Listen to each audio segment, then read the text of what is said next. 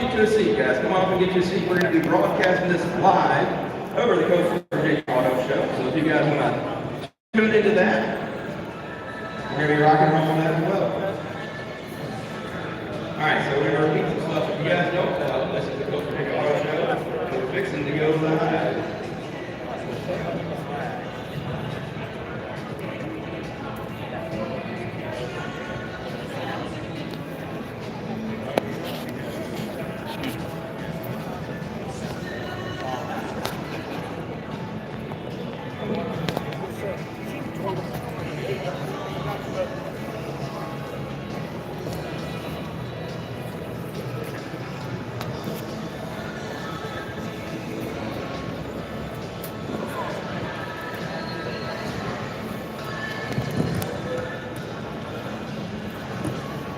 That's a motley crew right there, man. She makes us look good. I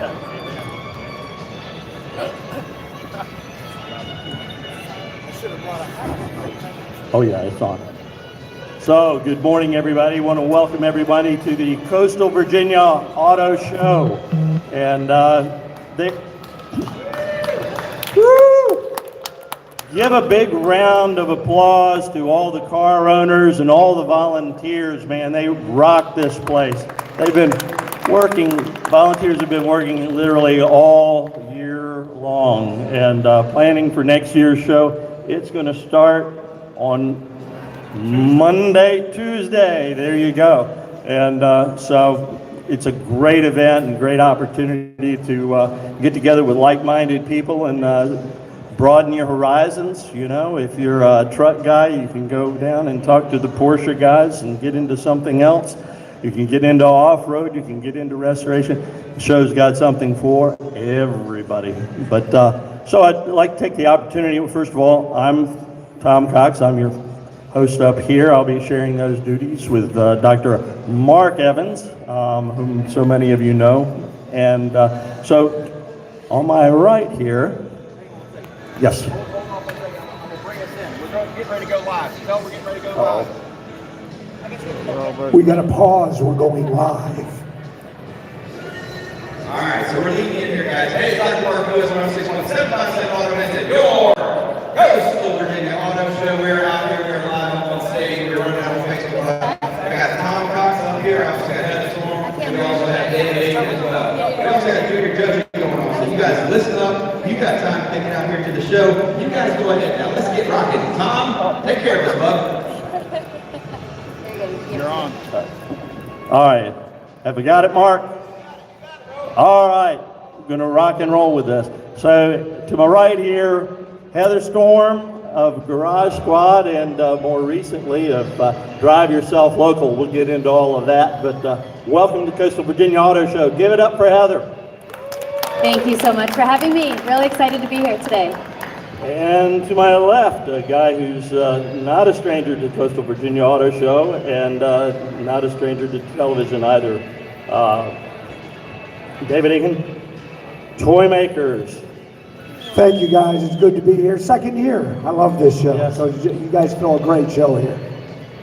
So we chatted just a few minutes before we got up here, and there's a common thread for sure that seems to run between both of you. It's not one that I share with you, but you know, everybody can think back to that time when, you know, they had an inspiration or they started down this road that led them here to, you know, being car guy, car girl, being heavily immersed in the whole automotive scene, and that's the same for both of you guys. And so Heather, you know, you were born in Pennsylvania and raised in Montana, which Montana is absolutely awesome, other than that moose that nearly took me out at 4 a.m. one morning when I was driving from Bozeman over to Cheyenne. And yeah.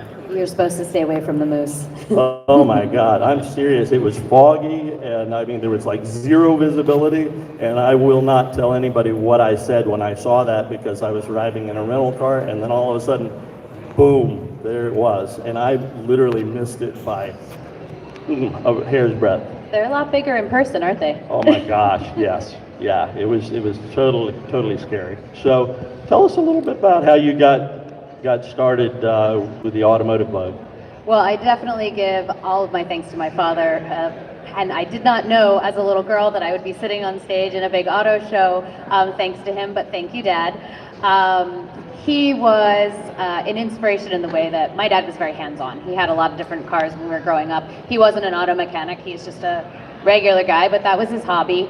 And he wanted to make sure that I knew how to drive a stick shift, that I knew how to change tire. When you're in Montana, you live off a dirt road miles and miles out of town, you get your driver's license at 15. That's young to be out there, and it's snowy and it's dangerous. And so I think a lot of my dad making me an independent woman was about keeping me safe and making sure that I could handle it in those elements, handle if you went off the road, what are you gonna do? Because there was no cell phone, and no one might be coming by for a couple hours. So yeah, I definitely fought him a little bit in the beginning of like, I don't want to be in the garage right now. My friends are having fun. Why am I handing you tools? What are we doing here? But now I am really grateful for that, and just the confidence. Honestly, I think that regardless of what vehicle you're driving, it feels really good and it's empowering to go, hey, if something happens, I got it. I can take care of it, and I definitely think that that's important for everyone driving vehicles. So thank you, Dad. Oh yeah, absolutely. I didn't really think about that, but you're right. Out in Montana, especially, you find yourself in winter, which lasts a lot longer than it does down here in Virginia. Oh yeah, I think it's mostly winter there. You have mostly winter and then a couple little sprinkles of summer. Yeah, no, beautiful country though. I love Montana. Montana and Wyoming, my two favorite states in the whole country. So it's absolutely beautiful and lots of friendly people. I think that the influence Montana had on me was just coming from Philadelphia and the East Coast. It's a little harsher or more blunt, and that's great. That's part of my personality. I say it like it is, but also now, when I moved to Montana, it's like everybody's waving and saying hi, and I love that. It's nice. It's like, what's the world if we're not friendly? That's great. Oh yeah, no, you can go there and actually not feel like a tourist because everybody's your friend. That Exactly. is for sure.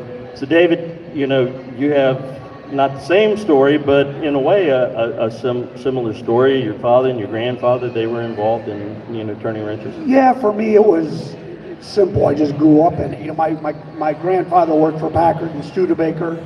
My dad built hot rods, and it was really a necessity as I grew up. We didn't have money. I mowed lawns in the summer and shoveled snow in the winter to try to make money. We were struggling, and it was a poster on the wall that really started it, if I remember right. I grew up naturally in cars and in fabrication and painting and just all the above, but when I wanted that, might give away my age, it was Farrah Fawcett with a Lamborghini was the poster, and I really wanted that Lamborghini. I figured if I had the Lamborghini, I'd land my Farrah Fawcett, so couldn't afford to buy it mowing lawns and shoveling, so I had to learn how to build one. So that's really where it started.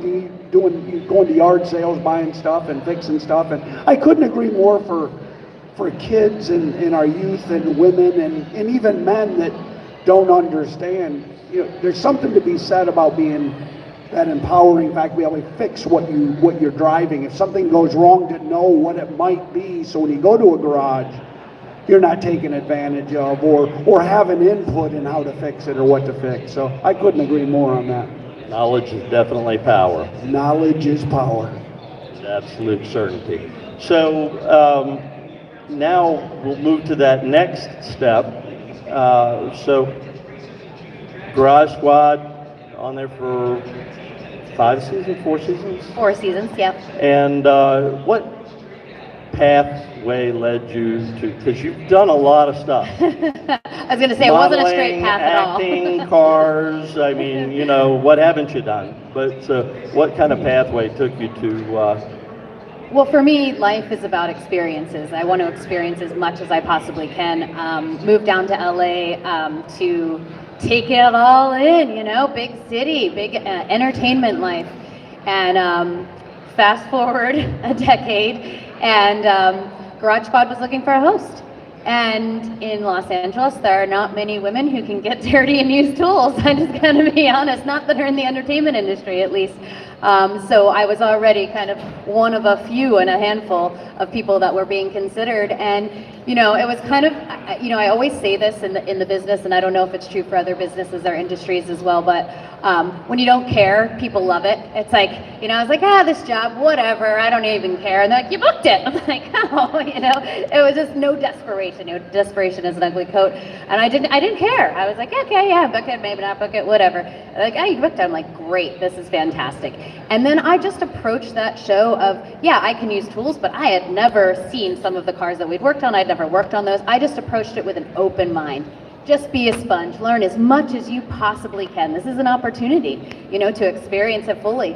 And I just got along with the guys so well, and I had so much fun on that show, and just learned. I would stay after and say, hey, you know what, I want to learn how to torch off this exhaust right now. And the guys are like, oh sure, we'll show you how to do it. And so it was just so fun to just get in there and really just do everything I could with the guys there. It was really fun. So I'm assuming your dad was pretty proud of you.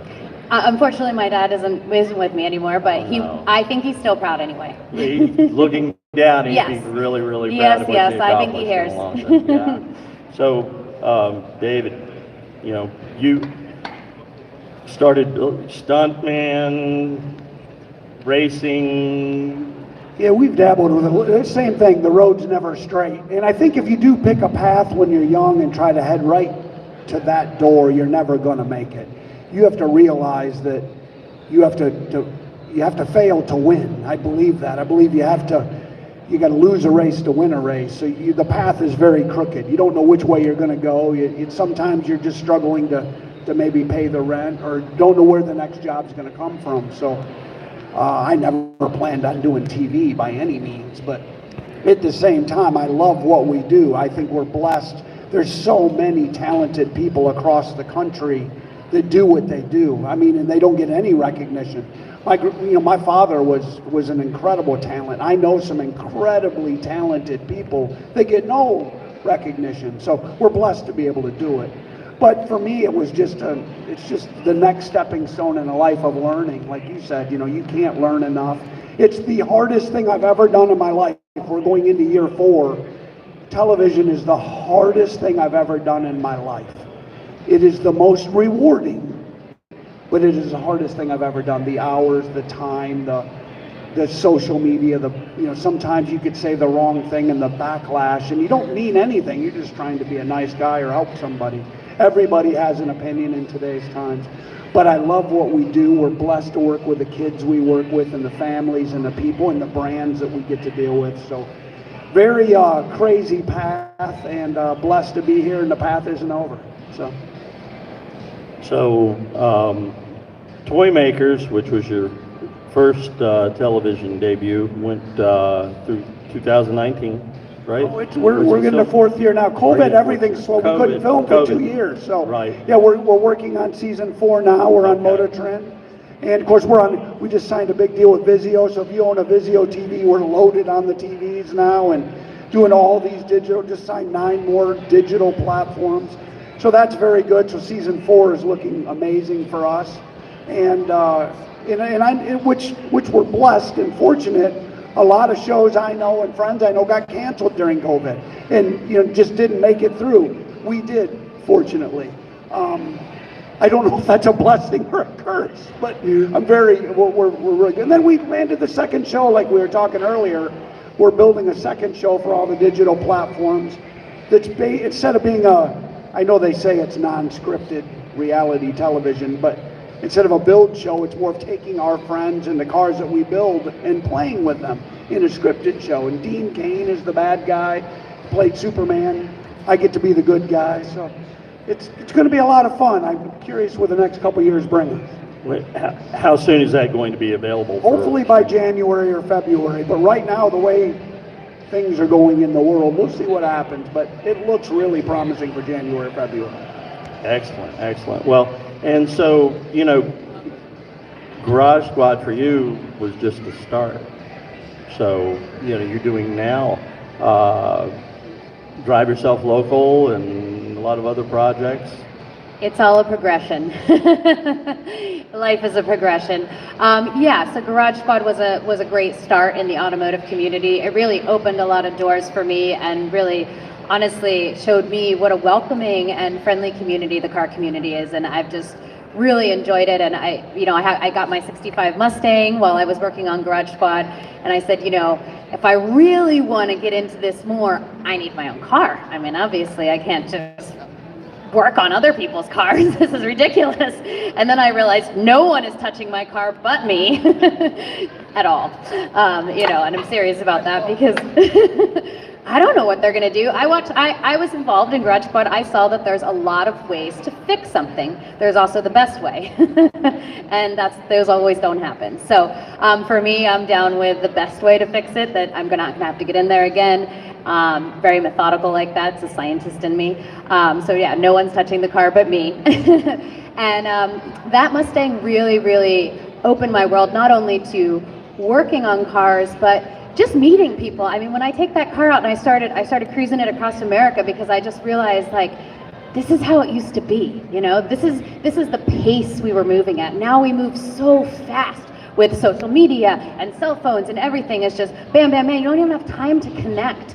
And when I get in that Mustang and I cruise it from town to town, I stop at the gas station and people have to say, oh, hey, I used to have that car growing up, and I talk to people, and it's just, that connection comes back, and it's a beautiful thing, and it's really opened my whole world to meeting a lot of people and showing me that people genuinely are kind. They're good people. It's not all the crap that you hear on social media. It's not the TV BS. People are good, and it's awesome. Yeah, what I call is the analog experience. Yeah. Really. I mean, I still have a Rand McNally in my car. I did a big show up in Kenosha, Wisconsin earlier in the summer, and I live up in the mountains here. I'm originally from Virginia Beach. I actually grew up like 2 blocks from here, and the inspiration for me getting involved in cars, period, there was a shop that's like 2 blocks over, and it's now being run by the son of the guy that started it, a guy named Sidney Lowe, and little Sid runs it now. But when my parents would take me in there when I was like 5, 6 years old to get their cars worked on, the guys in the shop there, man, they loved having me come in there. They took me into OSHA would have a conniption fit. They'd take me into the pits, and I'd come out covered with grease and oil and everything. So it's really cool for me to be here. But anyway, we went to Kenosha, Wisconsin out of Roanoke, and did not use interstate at all. Exactly, and how amazing was that? Oh, it was incredible. And that you see so many places and so many things that you would never see before, because not only are we blinded by social media and all the electronic stuff, but by the interstate systems, and by whatever the fastest method is. Right. You bypass everything that you want to see on the interstate. There it goes. You didn't even see it. All the mom and pop shops, I mean, they went out of business, and now we have, the Walmart is there on the interstate, but you don't want to go there. You want to go to the regular mom and pop shops and see real things. And I think that the more people that get out there and do that, I see it. I see people out there when I'm out there, also with classic cars that'll park right next to me, and I'm like, oh, this is awesome. It's a little nod to, hey, I'm doing the same thing. But that's what keeps those businesses alive, and it's very, very important to cruise along and not take the interstate, take the slow route. I did a road trip with my friend during the pandemic. I was in Los Angeles, and I got crazy, and I said, I'm getting out of here. My aunt had a condo in Texas, so I loaded up my Mustang, and my friend, she was from Czechoslovakia, so she'd never had like an American road trip. She didn't know what that was. The only thing that she knew was you get in the car, you drive as fast as you can to the next location, like 8 hours away, and then you get there. And so we got in the car, and I'm planning, I don't know how long it's gonna take. Nothing's open. I don't know what we're gonna do. And she's like, okay, so I mapped it out. We're gonna take 2 days to get there. And I said, oh, hold on. We're in a 65 Mustang. We are not going 85 miles an hour. We're cruising. This is what it's about, the slow trip. And about a couple days into it, she started to understand, and she's like, oh, what's that place? Maybe we should stop and pull over. I'm like, now you're understanding. Wherever we want to stop, we do. We pull over and enjoy it. That's what life's about, is enjoying the journey, right? You can't see America, and you cannot appreciate the beauty of everything that we have, including the people, if you stay on the interstate. So I'm all in with what you're doing, and I practice it too. And like I said, you know, friends see the Rand McNally in the back of my car, and they're like, what are you using that for? I was like, well, you know, you can occasionally set GPS to take you off the interstates, but it doesn't always work. Nothing like a good old-fashioned map. So as far as traveling, do you stay in the shop all the time, or are you producing? Well, we don't have 30, 40 guys behind us. We have a couple guys, one girl that ramrods us, we've got a partner that does all the business stuff, and it's never ending. So we literally have 4 or 5 people in the shop. So we're there 7 days a week unless I'm out. So we've got 30 shows booked this year. So I will leave here on Sunday, go right back to the shop and go to work. So we travel all over the country. And like you said, people do, they rush. And it is amazing, even here, when you walk around slow and easily and talk to these people that have been building their cars and working on their cars, it's really cool to see and stop and talk. And I think you can learn from everybody. I don't care how bad the car is, how good the car is, you can learn. Because that guy right there, he might have $5,000 in his car, but to him, that's his Lamborghini on the wall. And it's really cool, and they're all polite, they're all nice, they all want to see it. And traveling is just an extension of that. Everywhere I go is this. I don't do a lot of standing shows. I like the driving shows. You drive, race. This is one that I come back to. It's my second year. They throw a great event. The people are great. I like the diversity in cars. But traveling is just an extension of that. And you said it best. It's easy to just send my cars, jump in a plane and go. And I refuse. I drive myself. I drive my cars. I put them in, if we're going a long way, I'll put them in a trailer, we'll bring them, we'll set it up. I don't believe in jumping in an airplane and going. I like to stop, I like to see, I love to pull up to a gas station and people come running out. That's why we do it. I don't do it for any other reason. You do it because you want to talk, that's our passion, or at least my passion. I love what we do and how we do it. And to be able to share that with other people that have the same thoughts is amazing. Yeah, it's a really, really blessing that we get to do all these things, that we get to meet all the people that we get to meet. And you guys are going to be around here all weekend, and going to have a lot of... You know, it's fun. This year, we brought a car last year. This year, I actually brought an interactive game. We do all types of racing, whether it's, like you said, rock crawling, going through the desert, which is really cool, or drifting, or drag racing, or road racing. Our newest car is a street car that has got a bunch of horsepower and goes really fast, but you also got to line it up on a drag strip with a tree. So we sit and practice on that tree, because I don't know if you know this or not, but it isn't always the fastest car. Sometimes if you can get off the tree a couple of tenths faster than your opponent, you can win the race. So we practice on the tree. Then I started having these kids come in and playing with my tree. I said, I'm going to build 2 seats and some steering wheels. I'm going to bring it to the event, and we're going to give away stuff for people to just come play. And man, yesterday we were having a ball playing. I'm going to take Heather on. I'm going to see just how good she is on a tree. So Sounds fun. There you go. All right, guys. Thanks a lot. Appreciate it. Have a great time, everybody. Stick around, and these guys are going to be here all weekend long, and it's just going to be a new adventure every hour here at Coastal Virginia Auto Show. Thanks again. Take care, everyone. All right. By the way, I'll be over at the Daniels Performance Group booth signing posters, so if anyone would like to come over, say hi, have a quick chat, picture, poster, I'll be right over there, right after this. thank you, everybody. All right, thanks so much. 11 o'clock, there's going to be an 8:30.